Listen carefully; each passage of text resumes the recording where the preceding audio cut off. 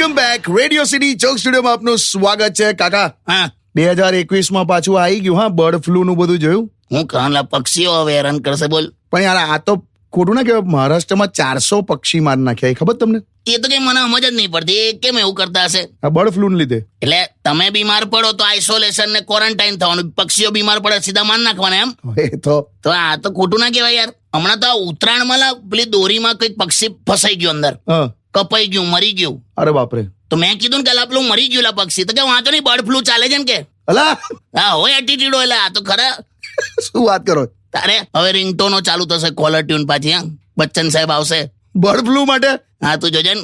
નમસ્કાર દેવીઓ સજ્જનો, we need to take care of the bird flu. ક્યા વાત હે. પણ હું એવું ના લા, બચ્ચન સાહેબ ને ના પડો, થોડો આરામ આપો એમને યાર. તું કંટાળ્યો લા એમનો અવાજ સાંભળી. તમને કોણે કીધું બર્ડ ફ્લુ ની આવશે જ? આવી જ જોઈએ. હું તો કહું છું અલગ કરો. કેવું? કબૂતર નો અવાજ કરવાનો પેલા, શું? ફરી ખરો, ફરી.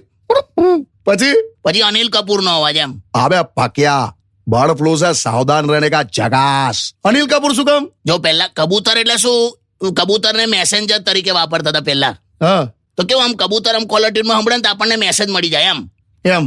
અને અનિલ કપૂર એ રૂપકી રાણી ચોરોકા રાજા પિક્ચરમાં જેંગો નામનું કબૂતર હતું એનું. તો એમાં બહુ મસ્ત કબૂતર બતાડે. એટલે આમ થોડુંક આમ ડિફરન્ટ રહે એમ. આ તો ખાલી લોજિક બહારની વાત છે. તમે રહેવા દો, હવે કોઈ ટ્યુન આવવાનું નહીં યાર. લોકો આ બર્ડ ફ્લુ માં બહુ ટેન્શનમાં છે. મને તો એવું લાગે છે આ ચિકન વિકન ખાવાનું પણ બંધ થઈ જશે હવે.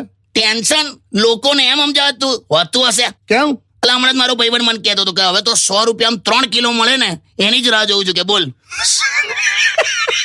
તારે હું લા વગાડ લા, ગીત વગાડ. Only on